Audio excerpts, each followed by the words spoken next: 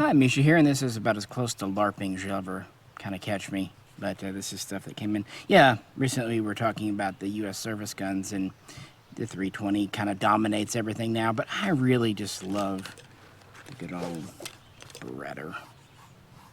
This is the original M9 we saw in that video.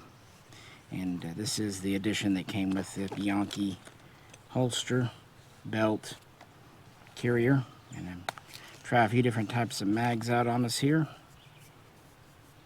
These are Italian polymer base plates. Also got American and Italian made with the earlier metal base plates. And we have the newer PVD coated with the sand cut polymer base plate that started to be featured in the M9A1 updated marine version, original lanyard here. And it does have the mil-spec laser grips we'll get to. And I'll tell you how a blind guy knows if the laser is working or not. Last night I figured out a way. And also recently recorded a video on the Frobus M9, so check that out if you're into blades.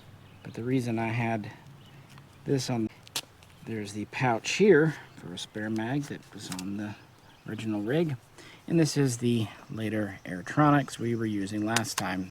We're going to be using Phoenix 124 grain brass NATO spec, all types of mags, original M9, M9A1, and just, revisiting and talking about whatever we feel like today. How about that? And as always, if you could, please do like, share, subscribe, check out Patreon, yada yada. Let's start shooting this with the good old Beretta.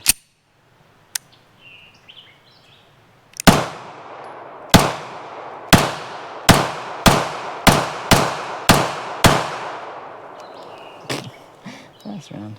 Yeah. That's a classic. How can you not love it? I suppose this is my Memorial Day 2025 special, and it's fitting because a lot of the Beretta's history goes back to the year 1985, so 40 years ago now. Although the final example was not shipped to the DoD until 2021, even from a different factory. And I did cover the XM9 Trials in a video earlier this year, but you know what? We're going to do it a little bit again because I have a couple of corrections to make, and we're just hanging out talking, but I will put timestamps in case you aren't interested and just want to talk about other things, because we are going to talk about the Contravercies, the accessories, the different magazines. I'm just kind of throwing the kitchen sink here for the Beretta. And going back to the trials, one of the things they wanted was an off-the-shelf or commercially available pistol. And, well, the 92 was just that. It was introduced in Italy. Work had begun in the early 70s. The initial, almost pre-production version was in 75. By 76, the 92 and soon 92S were in full production and started to see police issuance and even a little bit of special forces use. So it was a shoo-in. It was a modern gun from the world's oldest arms maker. In fact, next year, Pietro Beretta will turn 500 years old. That's pretty cool. Although they did not get into handguns until 1915 with World War I. In this, as far as where this all began with the U.S. involvement, it was so simple.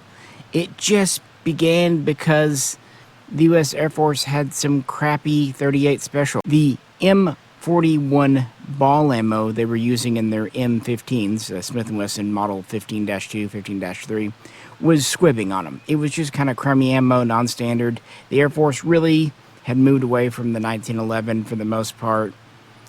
And they were just having issues. So they approached the government, like looking for support and funding to make a new cartridge for their 38 Special, to get it approved. Simple, right? Well, it made it to the House Appropriations Committee, Congress, and so they set out a study, what's going on. And the results they got back horrified them.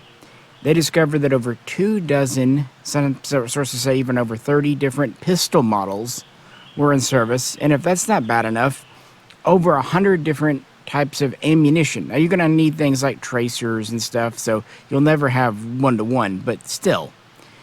They said absolutely no to the Air Force just making a new 38 Special cartridge. And on top of that, hey, you guys, everyone, standardize.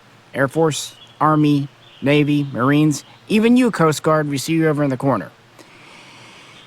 Therefore, the Joint Small Arms Program, or Joint Small Arms Project, was established with the JAST team, Joint Small Arms Standardization, or Synchronization, I should say, team was set up. And the Army does get nominally involved at this point. However, since the Air Force has the urgent need, Army's still using 1911A1s. They seem generally happy with them. The 1911 works. 45 ACP, well, at this point, 9mm, it's about to become a STANAG, a NATO standard, but it's not quite yet. But yeah, the Air Force using a revolver in the 1970s, yeah, something's got to be done with that. So the Air Force is kind of given charge of the first round of evaluation tests, trials.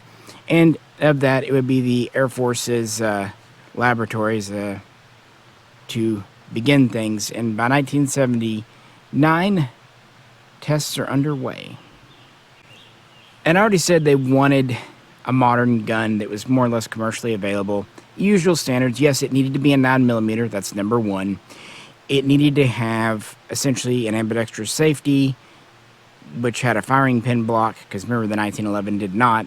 It needed to have an ambidextrous or at least reversible mag catch, drop-free mags, last round hold open, and it had to have a pretty good reliability rate, around no more than like 8 or 9 stoppages and 5,000 rounds fired, although early on that's a little different.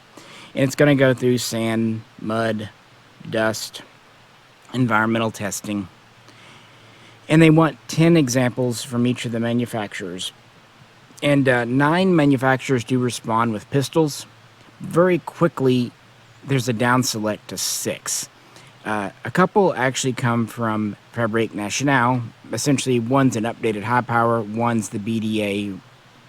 Colt submits their SPP, which is a reworked 1911 for 9mm. And, of course, Beretta, they're in there too. They submit the 92S-1, which is just a 92S updated for the trials. Namely, the mag catch is altered. The slide-mounted safety decocker from the 92S is made ambidextrous. And they do add these grooves on the grip. But it's still blued and has, kind of the old style trigger guard. And God bless them, Smith & Wesson, they submit the model 459A, an updated version of their 59. You'll see why later on when we get in the video. These are the guys, oh, and Star. Don't forget Star in Spain, even though they didn't really get anywhere with this. And one other requirement, and you can tell they were kind of looking at the high power, in these trials, they wanted a 13-shot capacity. So almost double that of the standard 1911. And by 1980, it's down to 2. The Beretta 92 S-1, and maybe a little surprisingly, the Smith & Wesson 459. Yeah, it does really well. But the 92 S-1 is more reliable than the Smith. Both pass reliability, but it's more reliable. On the other hand, the Smith is maybe a little more accurate. It's debatable. Regardless, it's the Beretta they're going to go with. It's the clear winner. The Air Force is happy. And They make plans to order about 100,000. They're planning to order these in 1982, and that'll be the new Air Force pistol, and other branches can follow suit. It passed everything. It's from a known maker. Great. Except in 1981, the Army says, hold on now. You're moving ahead. You're a relatively small branch, at least when it comes to handgun issuance. We issue a lot more than you do. We think we should be in charge. And the synchronization team, they agree with the Army.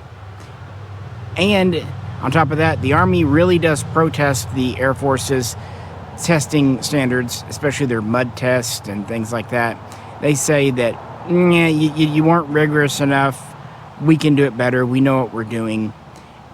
And so this is where we first see the XM9 trials get mentioned for the first time. The Army does look at what the Air Force was requiring, and they make it much more stringent. And 4 companies submit pistols, but it doesn't matter because in February of 1982, the first XM9 trials were essentially called off because they said, hey, of the 4 designs submitted, none of them meet our standards. We'll stick with the 1911A1, thank you. At the same time, Colt's going, hey, we can just rechamber the 1911 from 45 to 9x19 NATO, right? Because at this time, 9mm is the standard. And everyone, including those in Congress, are kind of pushing to at least go that day.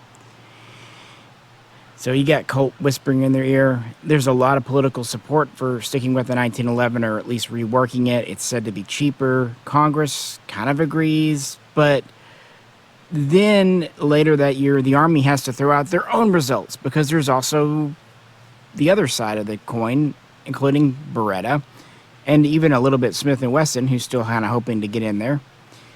And so what they have to do is make a new XM9 series of trials. So throughout 1983, they make an even more stringent list of requirements, but they also loosen up some others. Anyway, there's like 85 points they require. 72 of them are absolute musts. 13 are kind of it would be nices. In one interesting change, they took the original Air Force 13 round capacity and reduced it to 10. I wanted to say that in this video because it's something I got wrong in the first one. These were published in November, and companies, well, they had to submit their guns before the end of January 1984. And if you wanted to play, and it was a pretty juicy contract, it was for at least 220,000 pistols, and as it would turn out with an option of up to 500,000 on this contract, it would be a fixed price. You'd be at a price that you're committed to until fulfilled for at least 5 years. So we get 8 main manufacturers submitting designs. These are the famous ones you know about. Each one has to submit 30 pistols plus spare parts, which is a little unique. Usually you don't see that with trials. But regardless, by February of 1984, the XM9 trials are underway, and this time the results are gonna stick. Oh yeah.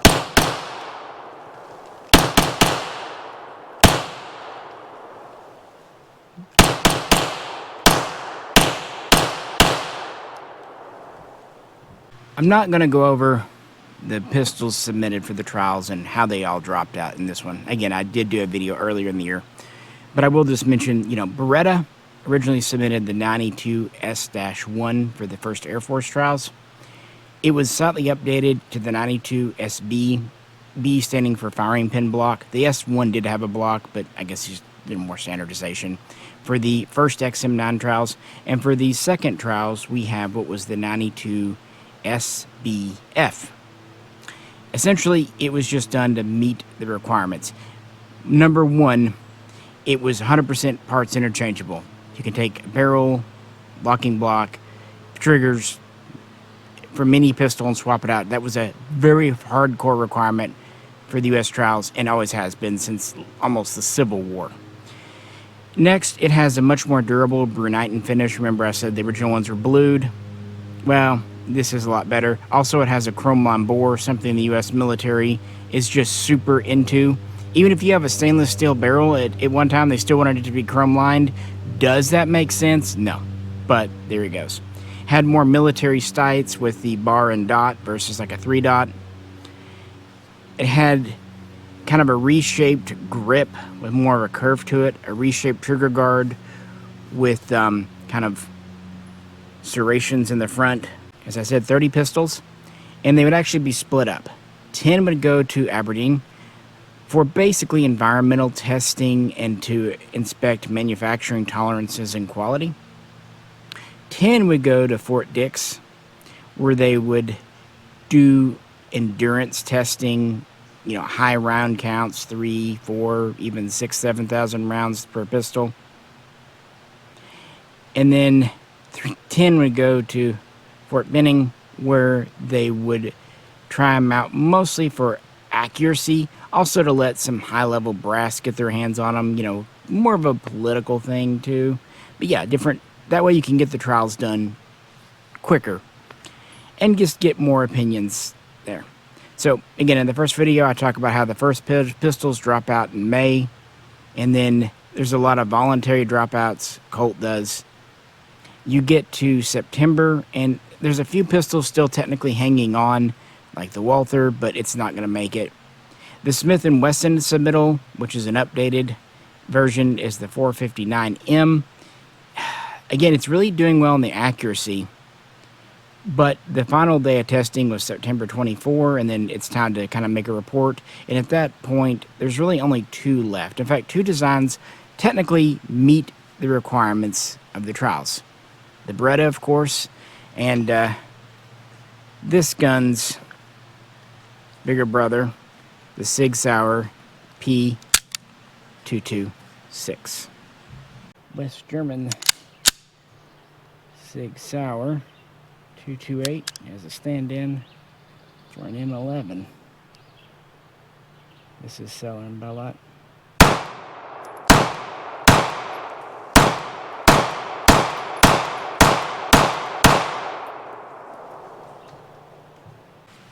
This is, of course, a 228, which would go on to win the XM11 trials. Talked about that in a past video, too, for the compact. Originally, they were hoping to have either a one-size-fits-all gun, full-size and compact, or to have one series of guns, just, you know, a big and a little one, kind of like we have with the M17 and M18 now.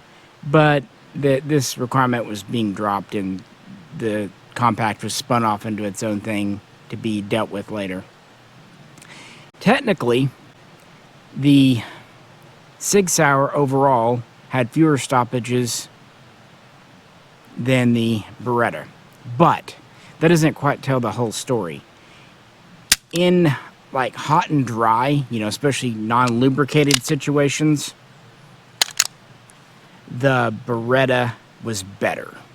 And still, the Beretta more than exceeded the requirement of no more than 8 stoppages and 5,000 rounds. I think it's, you know, mean rounds between stoppages, there's like 1,900 per every stoppage, and the SIGs was like 2,000, 2,100. But again, the SIG really favored more wet environments, especially if it was kept lubricated. Kind of makes sense why the Navy SEALs ended up with the 226 and Mark 25 later on. And as is famously known, 1985, it came down to the monies, and not just per pistol. In that case, the Beretta was more expensive. No, the Sig Sauer was cheaper per gun, but it wasn't just that. Each pistol had to be supplied with 4 magazines and a certain set of spare parts. And in that, Sig, who was actually being represented by Mishaco at that time, this is kind of before Sig Sauer Incorporated was really a thing, they lost out to Beretta. Now, put a pin in that, because I know there's something to be talked about there. We'll get there, but that should be another section to the video. Regardless, January 14, 1985, Beretta is announced by the Department of Defense to be the winner. It's not official quite yet. That'll wait until February 2014 when the 92 SBF is formally adopted as the M9 U.S. pistol, and the order is placed. Originally, like I said, it was going to be for at least $220,000. The actual contract is for just under $316,000, with an option of up to $500,000 at the agreed upon price point. The price point was like $178 and some cents. That sounds really cheap until you adjust for inflation, and then it's like $530 some odd dollars today. Still not bad, but you know, considering how many they were buying. And of course, it had to be made in the USA. Although they knew that that couldn't happen immediately. Now, Beretta had set up the facility in Maryland as an import agency already a few years before, but it wasn't a full manufacturing facility yet. But it was going to have to be if they wanted the contract. So within 2 years, you know, had to be underway and do.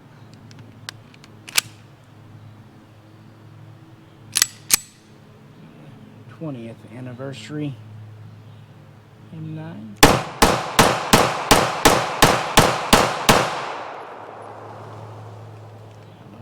The formal contract, you know, just a ceremony, was held on April 10, 1985. And from that point, the FAT series, the first article tests, were done in July. 20 pistols made in Italy. And they submitted them for inspection, and they failed. That could have been grounds to dismiss the whole contract. But Beretta got lucky, and they were allowed to do another FAT series, and this time they were accepted. And so the first M9s were starting to be delivered towards the end of 1985, and they would be all Italian made. But they were already well underway for setting up their factory in Maryland. Beretta has released several M9 editions. In fact, these days it's just a standard item you can pick up and has been for a number of years. But I believe the 10th anniversary here was the first. It came in a set with the Bianchi holster and pouch and belt. And for the time, it came with high-capacity magazine, which was important for 1995. The markings are pretty close to government. Now, they always wanted to try to make sure that none of the government-sold M9s got into the public, therefore stolen from the government.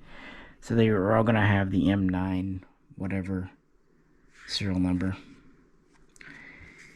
It has the PB, although the font isn't exactly the same. It does have the PM, which is proof tested and then magnetic particle tested, so that's correct. It does have the cage code on the gun, and this version also has the proper numbers on the hammer and other parts. And while this is not the mag it came with, this is one of the contract mags with the code on the side. Early production. It was not just the new pistol being adopted. New gear would come with it. In fact, our maker here would be waiting quite a while. In 1985, the Bianchi M12 holster would be selected.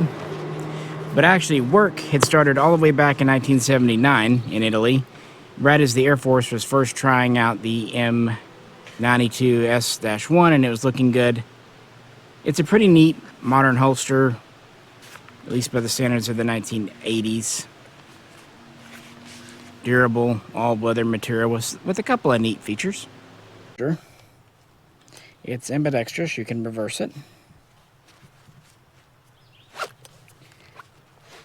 And it will seat the A1, but it's a little bit tight. But what's kind of neat when it's latched here, first you might think the trigger's semi-exposed, which it is. But because of the tension, you can't pull it. Plus, of course, you should have it safety on anyway. But in case you don't, the holster itself kind of acts as a secondary. Not something I'd trust with my life, but you know, better to have it as a fallback. Cleaning rod here. It's polymer, kind of a flexy material, but it's right there in case you need it. But it's a Beretta. Does it really need cleaning? Probably. Apologies for the road noise. Earlier in the week it was nice out here, but you can tell it's Memorial Day weekend. This is a standard LC2 type belt, at least standard for the 1980s. And here we have the Bianchi M1025 double magazine carrier. And it has one or two neat features itself. This, when the mags are in, you button here, and when it's empty, you can fasten on the second level here, or you can use it for 1911 mags. At any rate, here's another more conventional Alice clipped-on single mag pouch.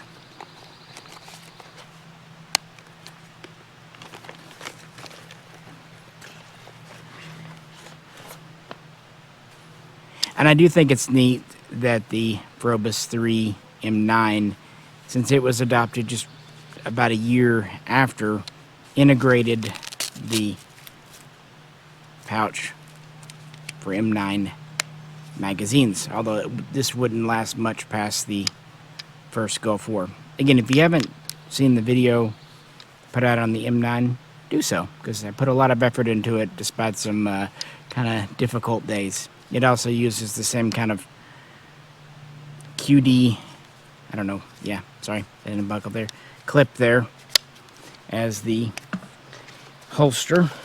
Just kind of showing the gear system, the Yankee style clips to pull it off if you need to, relatively quick anyway. Again, lanyard there on our belt.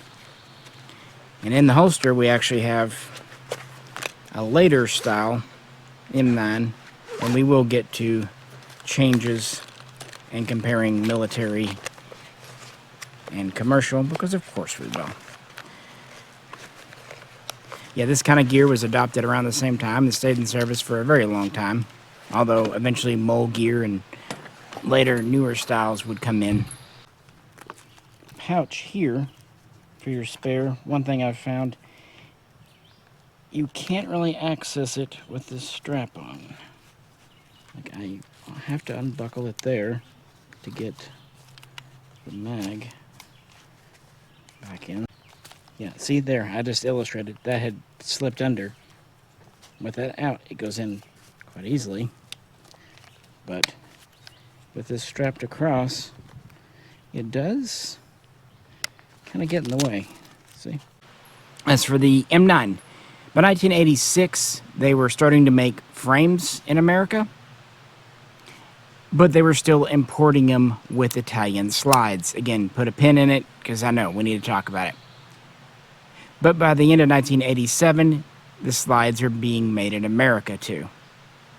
But the magazines would stay imported from Italy a little bit longer. And the mag situation is interesting from the get-go. I have two here. One US marked Beretta and one Italian marked Beretta. Although the Italian one is not made by Beretta. In 1985, once they get the contract, they need to focus on producing the pistols themselves and setting up the new factory. So they contract with Metgar as a subcontractor, an OEM. So they will be still marked Beretta, and they're officially from Beretta.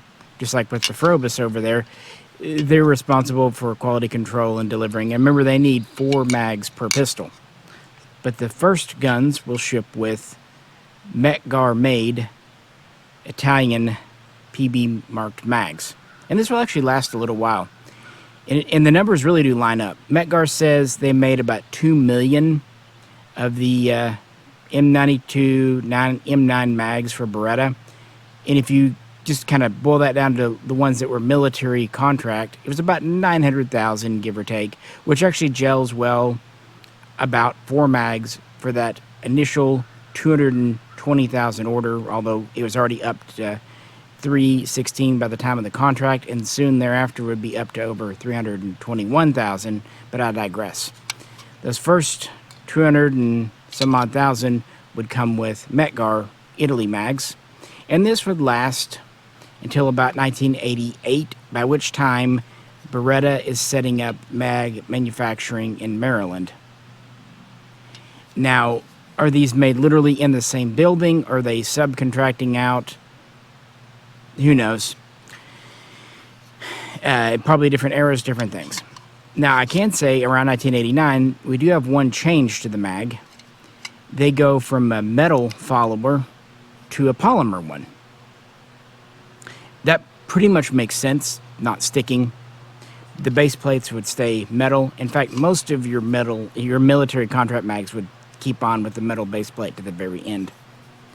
We do have a phosphate type finish, and they hold 15 rounds with witness holes in the back. Today, not a very revolutionary mag, but you know, for the 80s, it was fine, perfectly fine. And because these are military spec type mags, they're completely interchangeable, no worries there. And at this time, Beretta is the OEM supplier of all mags, although that will end in 1995 and lead to some interesting consequences, but we're getting ahead of ourselves. All the controversy with the P320, the M17, M18, it's nothing new.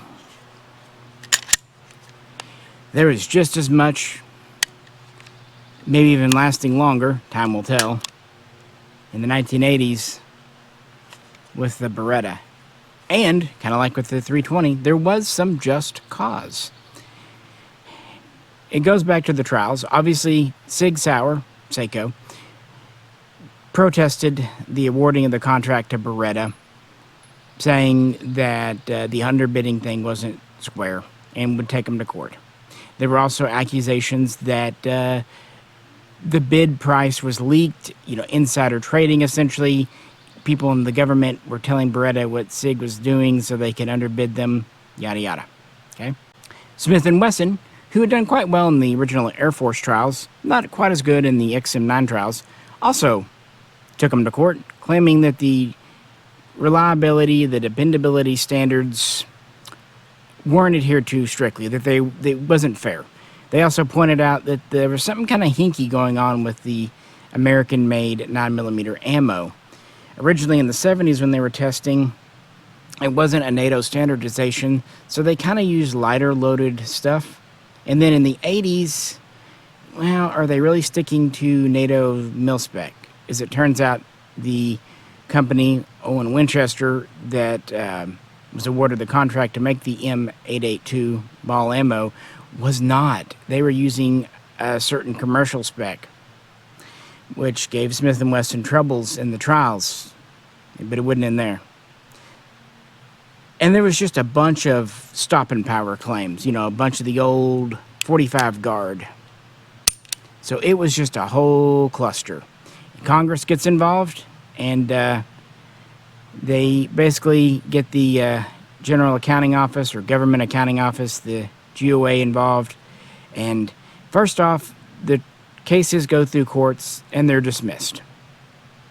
It's basically found that what Seiko Sig Sauer is saying about the bid price stuff, it's just they're misconstruing things.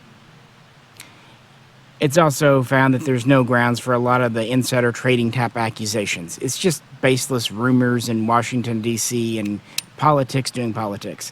Interestingly, especially with the GAO, they do find that Smith & Wesson was kind of unfairly held to a standard. And it is offered to let them kind of retake the test. Although they don't. It's a little confusing either way. Now, At the same time, the Beretta contract is still going on. This is way too big to just cancel over potentially unsubstantiated rumors. Now, if something had been found out, but the truth is, the GAO found no serious corruption, breaches of contract, nothing big enough to warrant yet another retest. Keep in mind, the XM9 trials were done twice, not to mention the Air Force trials before that. That's a lot of money and time. They just don't find enough to warrant it. Plus, they say Sig Sauer's claims are completely baseless in reality. Although, again, Smith has a little bit of grounds there. But then, the cracking issue. The Army wasn't putting super high round counts to their guns, not 1985, 1986, but the Navy SEALs were, and a few other spec op type units. And you do have 3 or so slide separations. Now, no one's killed. 1 or 2 are a little bit injured. You know, they got to go to the infirmary, but that's about it. Nothing major. No one's put out of service. I mean, these are SEALs. They can eat it. It almost became a joke, you know. Italian steel. And that's kind of what happens there. And the Army's like, well, we don't know what ammo you were using, your special forces. We don't know what you're doing. And then it happens to the Army for the first time. I think it was in 87, towards the end of the year. The Army has their first separation. So then they start doing lab tests. And they're able to repeat it about a dozen times in laboratory conditions. So it happens in the field 3 or 4 times, laboratory conditions 3 or 4 times. Now, several of these pistols are high round count guns. 30,000. That's getting dangerously close to the round count of the whole gun itself. But some are under 10,000 round guns, and that's not acceptable. So they got to investigate what's going on. And at first, Beretta is blamed for their metallurgy. These are still guns with Italian frames and slides. And there is a little bit of truth to that. The Italian slides are a little bit more malleable, a little bit softer steel than the mil spec really would like for. They also did find, upon inspection, that, you know, around 24,000 early production guns. Beretta was making about 6,000 guns a month at this point, so, you know, a couple of months worth of guns, had some stress fractures in the frame, although the Army determined that they were cosmetic, but I get it, you don't want to let that roll. Again, Italian frames too, because they were early production. However, even though Beretta was blamed, and they had a fraction, that wasn't really the problem. The problem was the Winchester M882 ammo was not loaded to spec. It was overpressured, overpowered. It was spiking too early. The cartridge casing, it wasn't right. So even though you might say the slides were a little bit soft, if the ammo had been made to true 9mm NATO spec, 9x19, the slides would have not separated. At least that's what they concluded. And it actually held up. Once it was found out the ammo was the problem and it was fixed, Beretta would actually kind of sue and win in court. And a lot of the revisions of the gun would be done on the government's expense. Nevertheless, this gave people like Smith & Wesson plenty of ammo, and so in 1987 the Congress ordered that basically redo the trials again. Hey, let's roll it. We got the XM10 trials. Yippee skippy. And guess what? They were supposed to begin in early 1988, and the first round of XM10 trials were canceled and would be redone in August of 1988. Good old efficiency.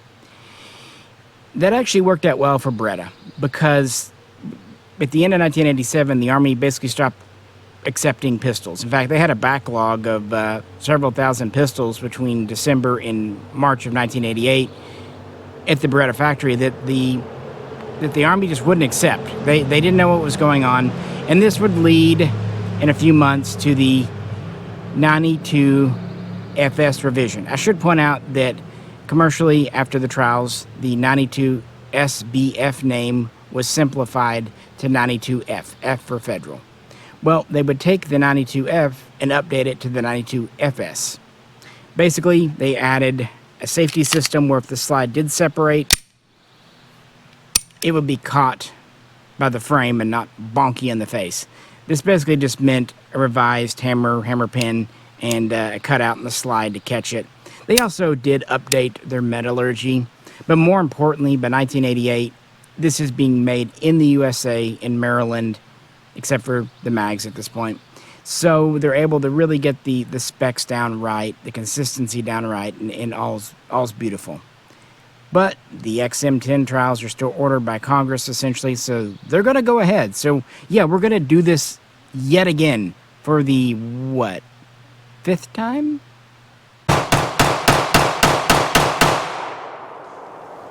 So see, it's not just the modern-day Sig that's having the bad luck. It happened to the Beretta before. I'm not saying the problems with this aren't real. I'm just saying, don't believe everything you hear. Speaking of Sig Sauer, they refused to participate in the XM10 trials. They said, rightfully so, we passed the XM9 trials. Why should we do it again? Beretta likewise said, we passed and were awarded the contract. We're not going to submit guns. Okay? So the 226 wasn't even in the trials. And for the Berettas, they just took off the shelf M9s. And they used them, even though Beretta wasn't super happy about it. So they were up.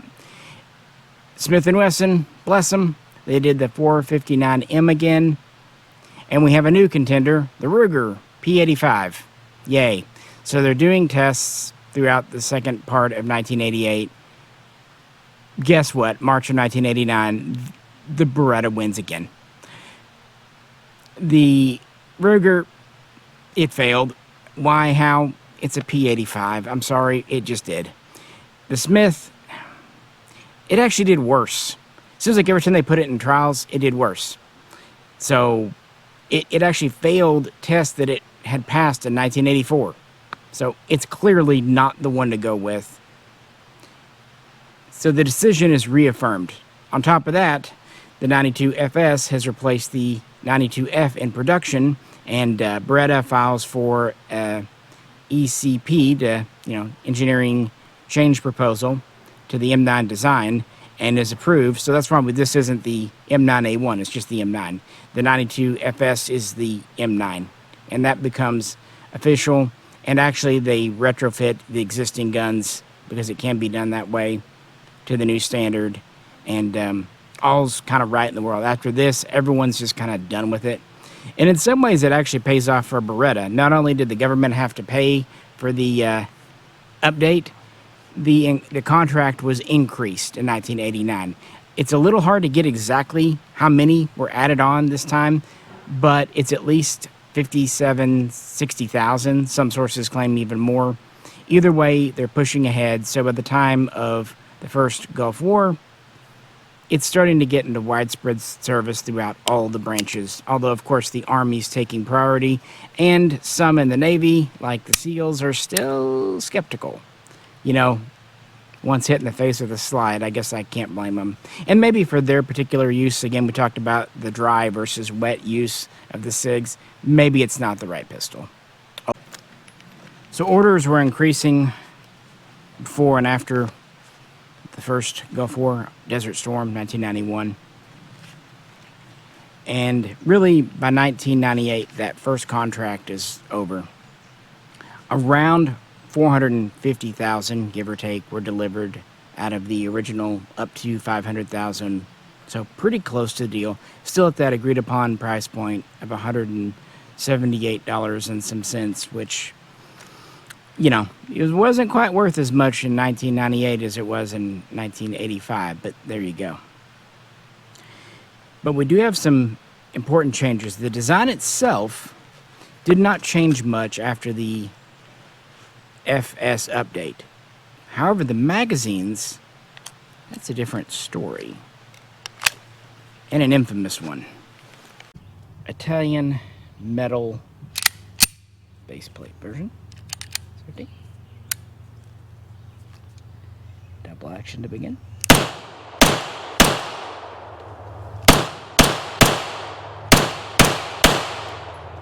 The original contract obviously specified a package deal with mags. Therefore, they were supplied by Beretta. Now, like I said, the initial ones were made by Metgar for them, and then they would go to the U.S. ones. Naval Trats, U.S. metal-based Beretta counterpart.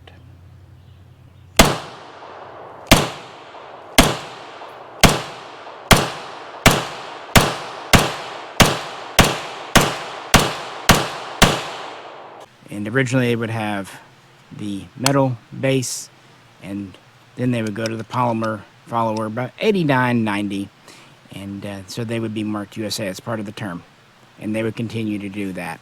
However, Metgar would still make mags for a couple of years more before Beretta would actually, and we have a more commercial Beretta mag, buy a metal company, MDS, in Italy.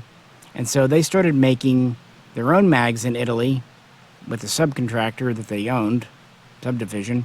And of course, those would go with commercial, civilian, police, other contract 92s. So you actually have two different types of mags being made in the 90s under P. Beretta. And then Metgar would spin off and start making mags with their brand. Very good mags. It seems like they split ways in an equitable way, because Metgar would keep making mags for Beretta for other guns. But in 1995, that original contract was coming to an end. And so open trials, open bids are held, and here are two surplus government examples made in 1996. They're actually date marked because assault weapons ban 94 to 2004. Magazines had to be capacity wise. One of the checkmates with the S&B and the M9A1 now.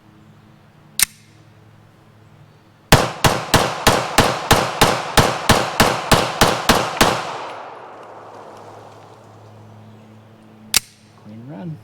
Oh, checkmate CMI kind of gets a bad rap.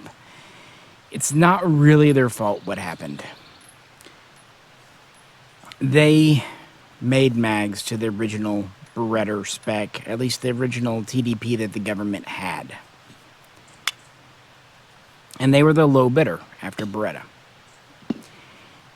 And the government insisted that they give them a phosphate finish, which made sense for the 80s and 90s before recent events. The problem is, it's specified inside the tube, not just outside the tube. Outside would have been maybe difficult enough once we get to the desert, but once you put phosphating, which traps oil and grease, which in turn traps sand and dust in there, it jammed up the followers. Furthermore, I mentioned that Beretta went to, let me just pick one up here real quick. This is a commercial Beretta. Polymer followers, it seems like the checkmates, at least the ones I've all seen, had the original metal follower. So metal on metal with all that. And in the beginning, when they first got the contract in 1996, that's not a big deal, frankly. It really only starts to become an issue after the invasion of Iraq in 2003, at least a widespread, well-known issue. Nevertheless, they have a contract for 2 million mags, give or take, to kind of support the ongoing pistols. Although Beretta handgun orders would kind of slow down in the late 90s for a time, now that they have pretty much enough to equip all frontline troops. We see the same thing with the M17 N18. They're kind of stopping at around 400 some odd thousand. But of course, the war on terror would kick off. Things would change, and that's when mags would not only themselves get a bad rap, they gave the poor Beretta here a bad rap. And you can't blame soldiers. These are the mags, this was the gun. Beretta, you can even see me putting this in, how much rougher these are. This one's a little smoother. Versus any of the Italian mags. Italian polymer base plate. Safety. Of course, you can always decock it.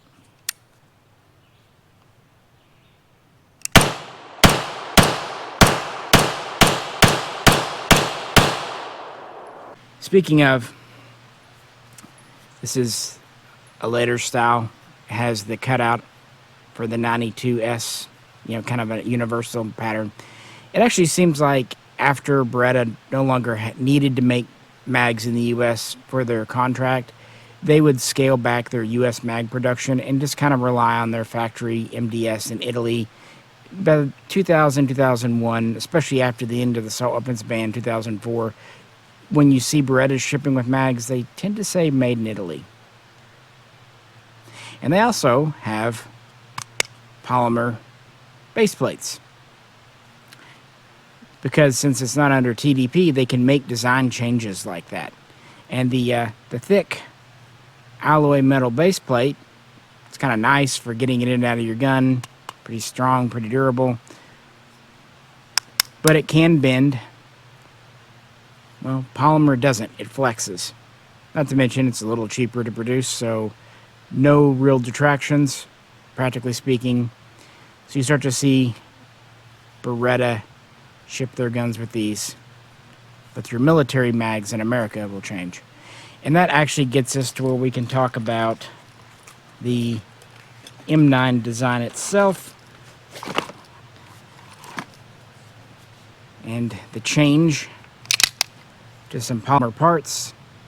And the pistol I've used is the 10th anniversary edition, and it has all metal parts: steel guide rod, metal trigger, metal safety,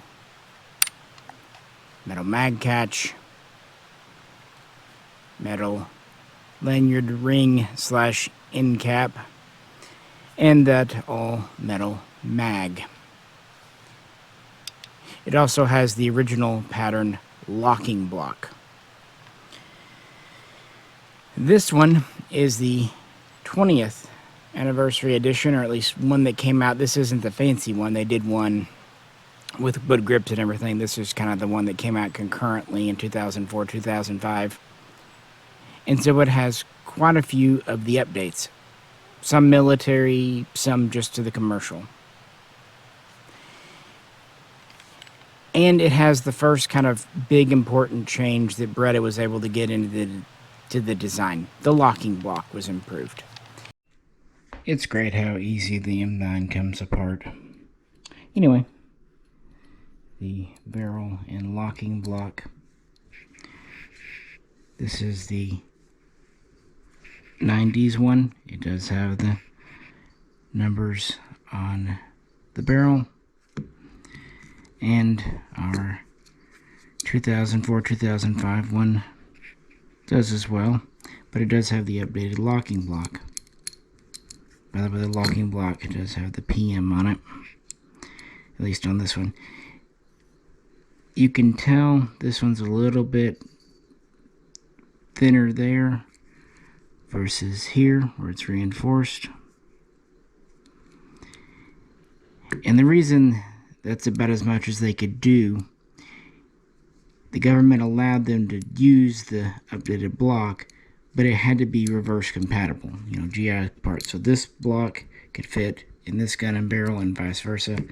So even though the third generation block is even beefier and more durable, it loses that backwards compatibility, so was only ever used on the commercial M9, A3, and other versions. The guide rod was another early change. This is metal. Metal can bend. Theoretically, it can rust and corrode. Yes, it looks cooler. It feels better.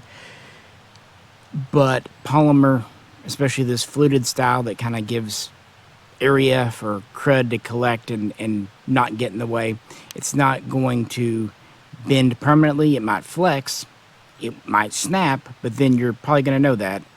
It's not going to rust, and it's what Beretta considers self-lubricating.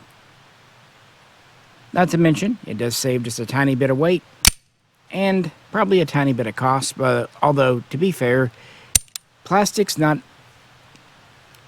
as cheap as you think, not when you're talking military grade. So that was an early one.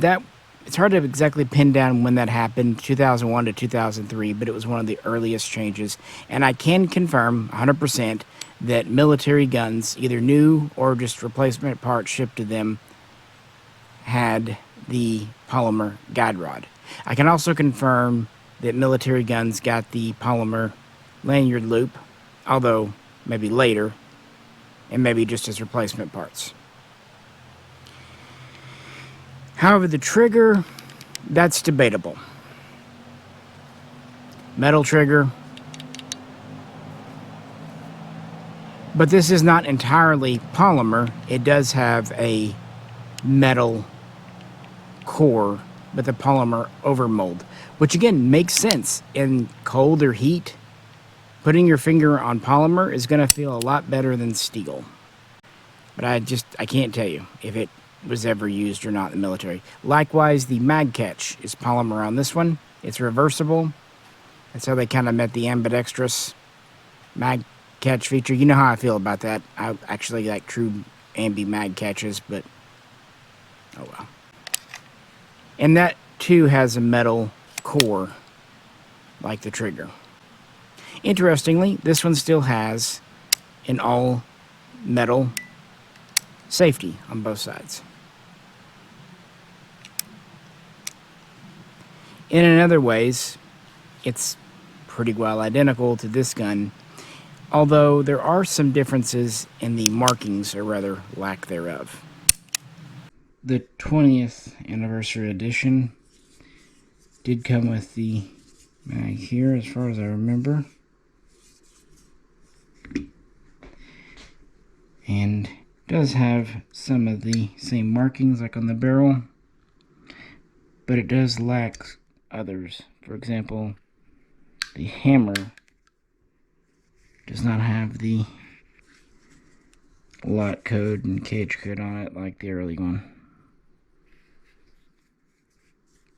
It also has the hex head screws in the grips versus the slotted on this one. I am uncertain if the military guns later on ended up with the hex head screws or if they continue the slotted. They definitely started off with them. That said, the quality is absolutely the same,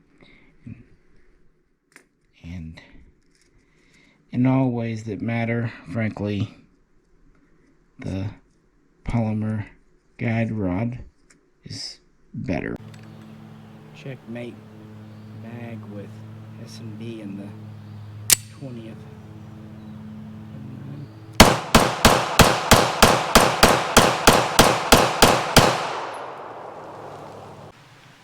Before 9/11, before Afghanistan, before Iraq, how did soldiers feel about the M9? Generally pretty positive. It served a little bit in Panama, then the first Gulf War, then Kosovo. So by 2000, it had seen some real world use. You have a younger generation. A lot of the early stigma, especially like the alloy frame, that was an early point of criticism. They were saying that alloy wouldn't hold up. Well, at this point, there are guns with tens of thousands of rounds through them, and aside from the locking block, which was a known wear part, and as we've seen, Beretta was already improving it, the original blocks were good for 5,000 to 10,000 rounds. The second generation would up that to 10,000 to 15,000, and then the third generation would push it past 20,000 rounds. So it would get better, and it's such an easy part to replace. Anything mechanical will wear out. There's nothing. Even 1911s wear out. It happens. But yeah, younger generation, the bugs are getting worked out. There's still kind of some complaints about the 9mm round sometimes. On the other hand, people are shooting more accurate with them. When it just comes to qualifications, people are doing better with these than 1911s. Even then revolvers like the M15. It does have, like I said, the kind of dash and dot style sights. But you can't blame Beretta for the cartridge. That was specified. And the same thing even goes for the safety, to some extent. Beretta was pretty hamstrung on what they could do for the safety. There were complaints about accidentally hitting it on or off. That could happen with 1911s. First-hand experience with sometimes actually knocking the thumb safety off a 1911. Anything mechanical can fail.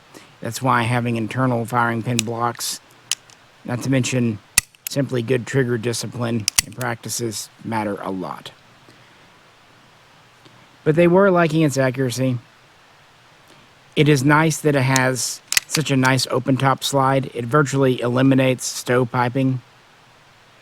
It also has just that straight in feed, straight from the mag to the chamber, with very, very little feed ramp. That's always good. And I also like how the barrel, while it moves back and forth for recoil, it doesn't tip up and down. So that helps with accuracy too. And finally, the gun just looks good. It does. You can grip it up front. There is serration. On the flip side, the grip is large. Now, I think part of it is getting used to it, especially when the double action's in play. I get it. Single action, not so much. But that was a complaint, legitimate one, especially as more and more women came into the military. Of course, the option was they could be issued an M11. Try the Phoenix and the Sig 228. See how this does. Sorry, my hand's getting a little sweaty.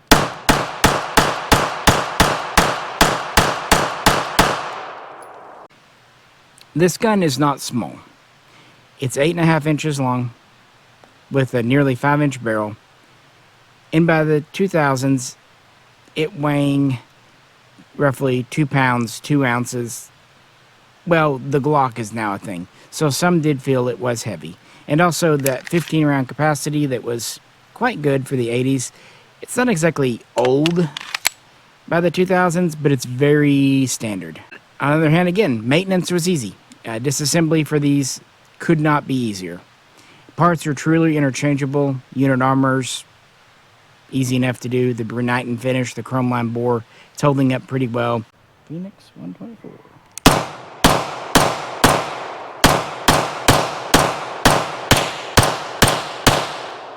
That double action trigger, I've heard some complain it's heavy. That's intentional because militaries, look what happens when we give them a shorter, lighter trigger, M17, M18. So having a 12-pound trigger, fine. But it's smooth. And the single action, it's fine. You also get a loaded chamber indicator, and you get this little kind of piece that rises up as the action goes. Yeah. And the grips, the grooving gives it a decent grip, but there's still room for improvement. And as these really get called upon in large numbers with the War on Terror, 2001, 2003, especially in Ford, there are points to improve. So that's a good time to move back and talk magazines.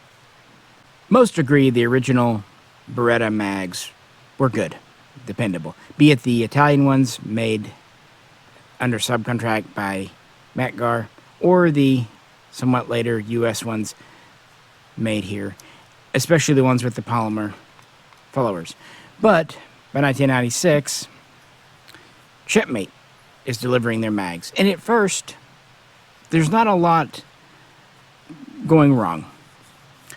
Of course, they're in Kosovo. But once they start seeing heavy use and production numbers increase, there's all the weird issues you hear about. Now, it seems like Checkmate continues their contract on past 2000. It was originally at least for 5 years. They keep their contract. But reports of failures are really getting prevalent by 2003, 2004. So much so that some soldiers are buying commercial mags, be they Metgar or Beretta, and using those in their pistols. So this is how some Metgar mags or later style Beretta mags with the Polymer base plate do make it into military circles. I mean, you're going to go with what works. But this would stay as the standard production M9A1 with the PVD coated mag.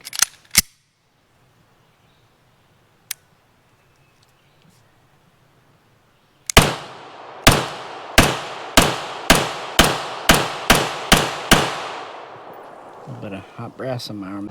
And so finally in 2005, well, we're going to make some changes. And there's kind of a whole lineup, and all the makers start doing basically desert mags. And here's Beretta's example. It's also a kind of later style belt pouch. I know this is military because I got it at a surplus store. Now what Beretta did, starting around 2005, they added the sand cut, and they went to a PVD coating instead of phosphating or similar. They still have their polymer base plate, polymer follower, and these are really good mags. And they would see military service. We'll get to in just a second. But, well, Checkmate was told that they were on thin ice. Now, on their end, they were working to revise the mags. They finally got permission to change up the finish. They, too, would go to a type of PVD coating. It would end up kind of being either gray or tan in color. And while they would keep the metal base plate, it does seem like they started to use polymer followers, at least some, and they revised the feed lips. But nevertheless, the U.S. government was hosting a round of bidding to select a new mag contractor. Now, what's interesting, Checkmate isn't losing their contract, although they're on thin ice. But this basically, in addition to Checkmate themselves, comes down to two companies, Airtronic and PHT. And they're bidding to see who can make mags. And Airtronic wins at the end of 2005. This contract is for at least 900,000 magazines for 5 years and can be up to 14 million mags. And Airtronic says they're going back to more of the Metgar style spring. They too are revising the finish, and they are going to a different style of base plate. It's often said that, Airtronic, just like Checkmate, had to make mags to the TDP, however the government specified. This is absolutely true. On the other hand, Airtronic mags do have some unique differences. Now, I'm sure they had to get variances and permission from the government, and there's a bunch of back and forth, but nevertheless, you can't just say they're identical to the Checkmate. And would it surprise you to know that Airtronic getting the contract would be contested in court? Yeah, PHT claimed shenanigans in 2005, that they underbid, that they couldn't deliver mags for the price they promised. It was pretty cheap, just a few dollars per mag. Here's the problem. PHT had partnered with Triple K to make themselves look more legitimate. It didn't help because Triple K. So it didn't go anywhere. And therefore, in 2006, they started delivering their unique pattern of magazine. And Checkmate continued to deliver their updated mag. I think the first sand-type mags, they didn't have the cut, but they had the new finish, showed up in late 2005. So 2006, finally, our guys are getting two different good types of mags. And this really helps the Beretta M9 in Iraq especially. The reputation goes up a lot. So Checkmate kind of redeems themselves, and they will actually keep delivering mags to the government to the end, at least in small numbers. Interestingly, Airtronic, once they fulfill their first 900,000 contract in 2010, that seems to be it. I don't think they ever got an extension, a continuation to make over 1 million. It just seems like it was a 5-year run. They supplemented the Checkmate mags, not to mention some Beretta mags in service. And then they moved on. They're kind of neat, though, and they work just fine, although some don't like the thin base plate. I get that. Let's try the contract Airtronic in the M9A1. Don't know if I've ever actually combined these before. You can grip it up front if you want. The M9 pistol, they are getting clapped out. So they are having to order new ones. Around 2005, 2006, a contract for 60,000 is placed, primarily just for the Army, but other branches too. And then there's a supplemental edition the next year for another 10,000 some odd, with about 6,000 of those earmarked for the Army and around 4,500 earmarked for the Navy. The Air Force, they were getting their pistols pretty much from Army supplies, so there's that. And then there would be an additional order in 2008 for about 25,000, again, to kind of be shared amongst the branches. But the Marine Corps, that's a little bit of a different situation. We finally come to the M9A1, a commercial off-the-shelf purchase, a COTS purchase. It has a rail. Early on, it didn't really matter that there's no rail or, of course, plate for the M9. That wasn't a thing in the 80s. But by the early 2000s, in the deserts, people are wanting to attach lights, lasers, for either regular vision or IR, night vision. And the Marines, especially like MARSOC and the type, are kind of at the spear point. Now, Beretta's first version with the type of rail was the Vertec. I believe it might have been more of a Weaver pattern than a true 1913, but I could be wrong. It also had a redesigned, slimmer grip. And it appeared around 2000, 2001. And the Marines took note. As early as 2003, they were kind of talking with Beretta about a special version for Special Forces. And in 2005, we get this here, the M9A1. Namely, we have a rail. It's a single slot, but it's got plenty of space for a light, true mil-spec. They also redo the grip a bit. They give it a high cut here to shorten the distance between the trigger and the back strap. And I do think, compared to the standard, for me with smaller hands, it does help a bit. Feature-wise, it's correct for military, although the markings might be a little subdued, and you'll usually see more military-style proofs. But with these being COTS purchases and not specifically made for the military, they ended up being closer to the spec civilians were able to own.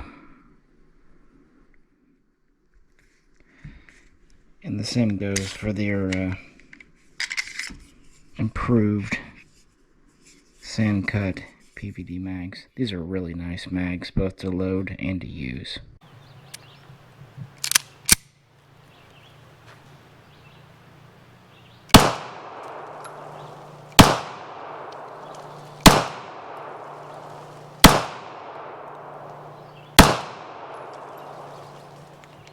With the A1, you can get a little bit of a higher grip.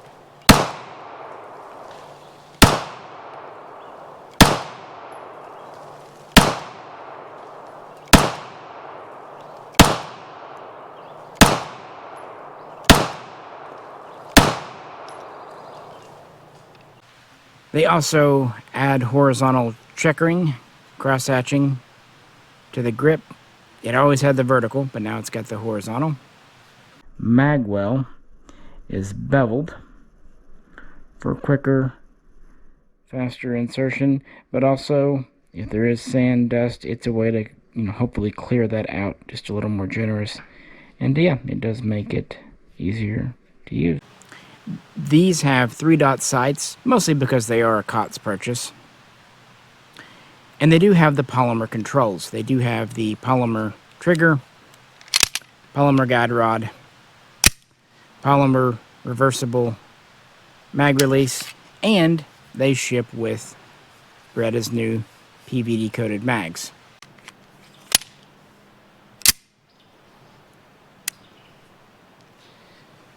Try the double action on this.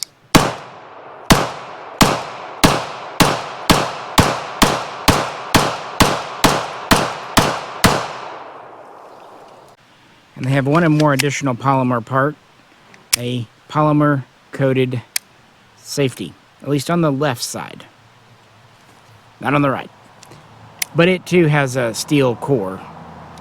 And I get that. If you're in the heat, not to mention just rubbing up against a holster, maybe better.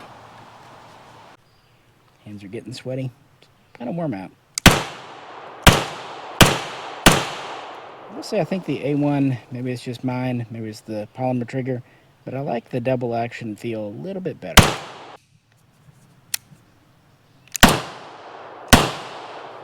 I will say, yeah, there's something just a small bit different with the double action and the original versus the A1, and I can't quite put my finger on it. I think between the high cut grip and the polymer, I do like it better. And just to prove that it's not BS that there's steel in here, here's a little magnet.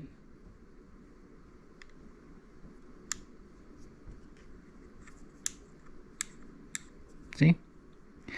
We are not lying. And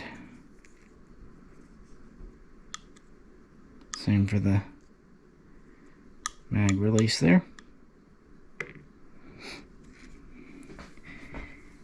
And this one is the only one I have that has the polymer coated safety.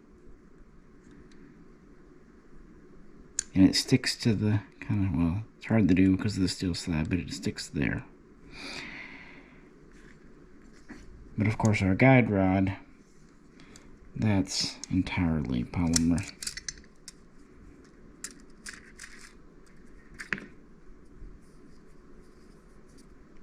See, a little bit of flex to it. It is a nice gun. They initially ordered just under 3,500, and each came with a couple of the updated sand cut mags.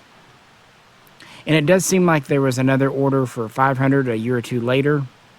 They would first go into service in 2006, and while it's hard to go past those first two orders, Beretta does mention the M9A1 in a 2009-2010 report, and most sources do say they had around 7,000, 7,500 shipped to the military, with almost all of them going to the Marine Corps. Best numbers I can find. So a few thousand in service alongside their standard M9s. Now the Marine Corps, of course, like everyone else, didn't issue pistols to everyone, and in fact in 2007 they scaled back pistol issuance and replaced them with M4s a little bit. But they were still important here and there and would stay around for quite a while. And you might notice this pistol of mine has different grips on it. These are the Crimson Trace LG 402M mil-spec grips, laser grips. Today, red dots are kind of the thing, but at that time, laser grips were the newest thing. And even if you didn't put these on an M9A1, which a lot of them were, even on an M9 it gave you a laser, an aiming device. So the Marine Corps, around the same time they were doing the M9A1 with Beretta, they were working with Crimson Trace to update their LG 302 commercial grips for military purpose. Got an on-off switch here. They made the grip panels a little more aggressive on the checkering. They made the front strap a little thicker rubber with a little more of a bulge for the on-off switch. Of course, it's just a pressure switch. And more durable. These are meant to pass all military standard for humidity, temperature, dirt, dust, cold water, all that good stuff. And I brought this out partially because I need to put new batteries in. These used to take a standard CR battery. They just, the old ones kind of wore down. And I was thinking, after I put the new batteries in the other night, how can a blind person make sure the laser is working? And then I remembered, I have a cat.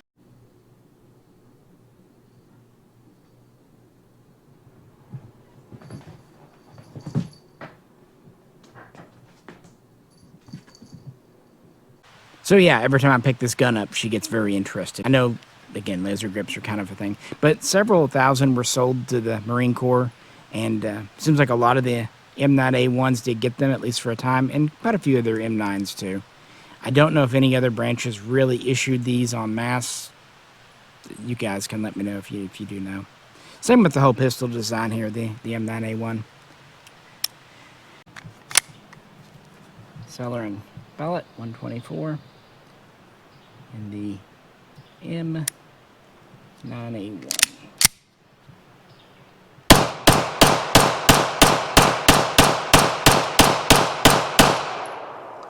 This is a commercial one. They released these to market around 2006, 2007, and they're very, very similar to the Marine ones, just different markings. And I think some of the Marine ones might have had like the UID sticker on them, but since they weren't official and trials and testing, they didn't have all the other stuff. And it definitely showed the better mags. I don't think the Marines ended up with many of the checkmate mags either. I think they still were using some older ones and whatnot. Again, much smaller branch. But it doesn't seem like the Army really was interested in it. They just kept on with the M9.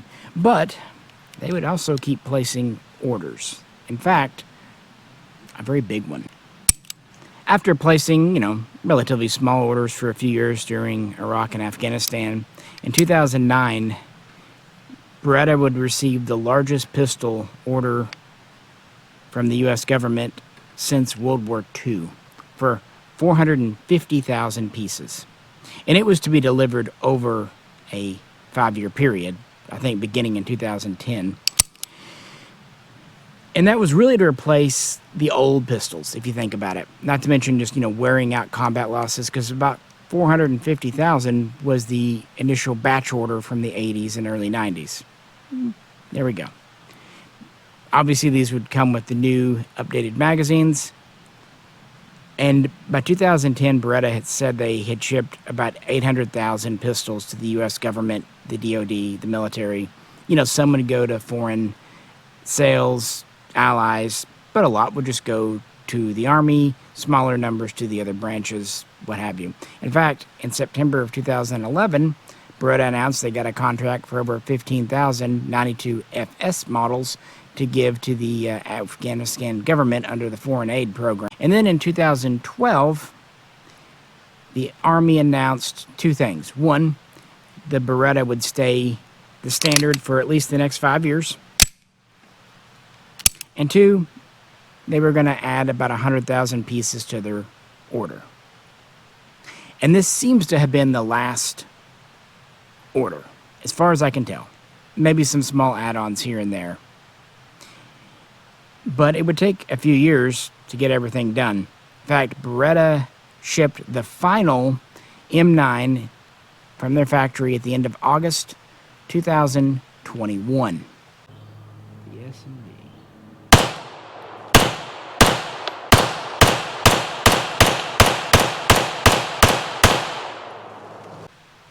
And you might be thinking, yeah, but the Sig P320 was adopted at the beginning of 2017. True. But it was going to take time to get production up and running, to go through field trials.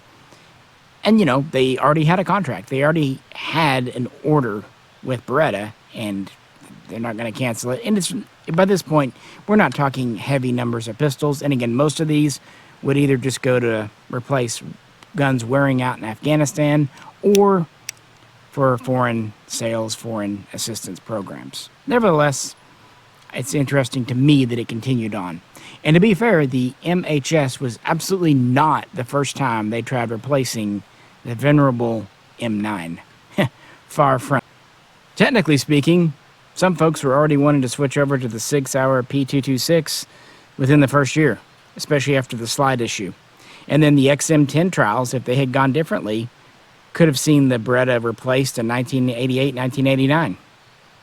But then after that, its position was secure for quite a while. In fact, the next major attempt would not come until 2005 with the JCP program, Joint Combat Pistol. It didn't go anywhere. 2010, they looked at it again, but not much happened. In 2014, with the writing on the wall, Beretta themselves thought about replacing it, building off the M9A1. At the end of that year, they would offer the M9A3, as you know.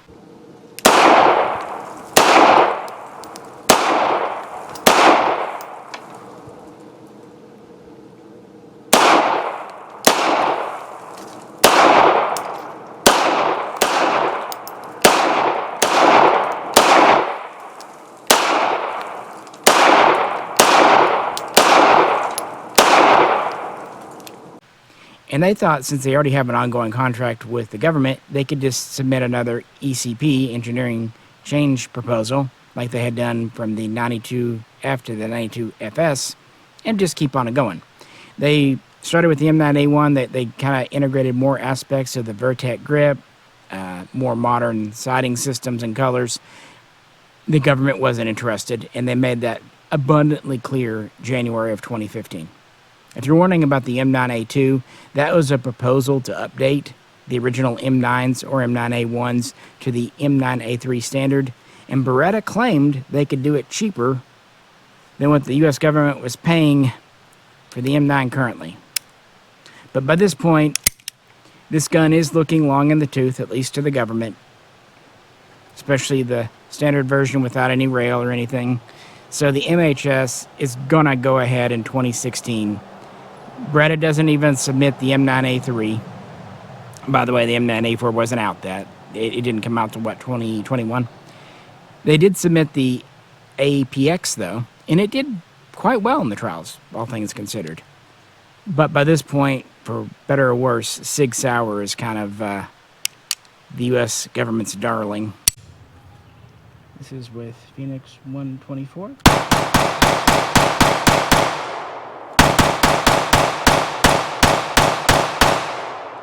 So they win in 2017, and the Beretta's days are numbered.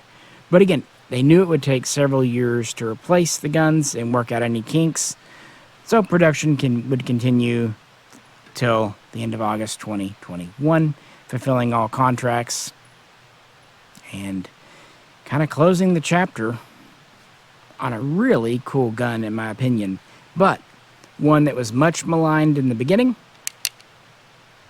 And then again, once we went into Iraq. And it's kind of crazy that the Beretta often gets blamed for things that was never its fault. Again, the 9mm cartridge, not its fault. I'm sure Beretta would have made a 10mm gun if they'd ordered it or whatever. That was number one in the specifications for the Air Force trials, the original XM9, the second XM9, the XM10, even the XM11. Phoenix again.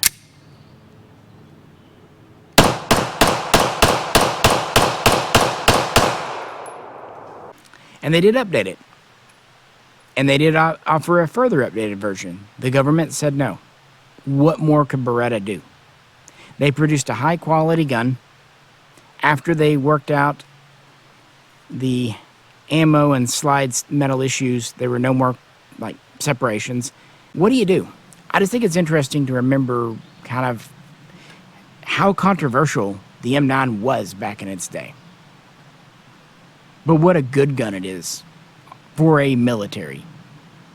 Maybe not for a target, maybe not for this or that, or small hands, or, conceal and carry, what have you, but for a combat pistol,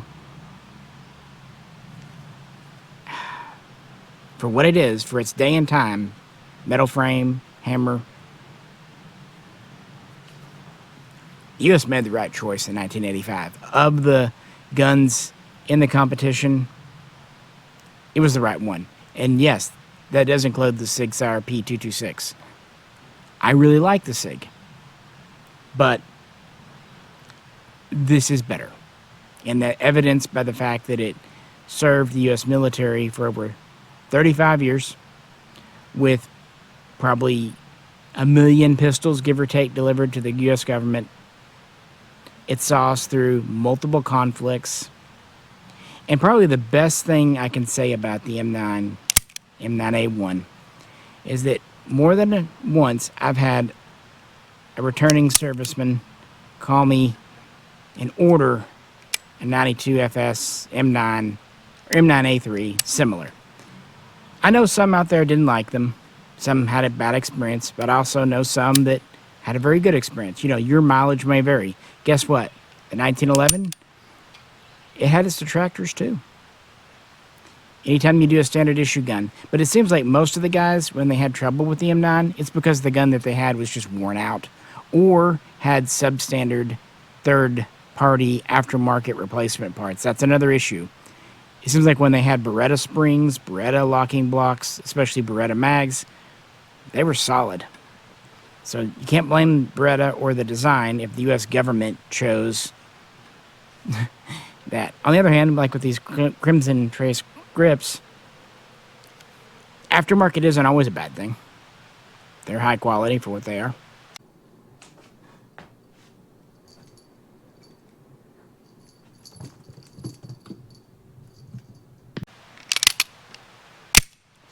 Seemed like a good Memorial Day remembrance gun.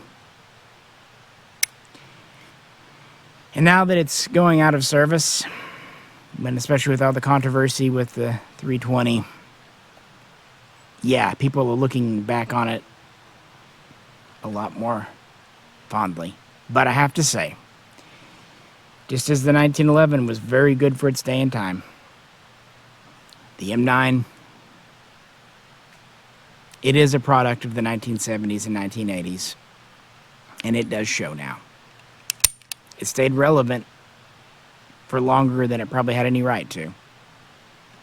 But everything eventually has its sunset, including this video. So, yeah, just despite being eat up by mosquitoes a little bit out here, I enjoyed doing this. Kind of look forward to it. I love researching guns, and there is so much to say about everything to do with the M9. Love it or hate it, I've never heard anyone call it boring. With that, if you could, please do like, share, and subscribe. Like to help support us, check out Patreon.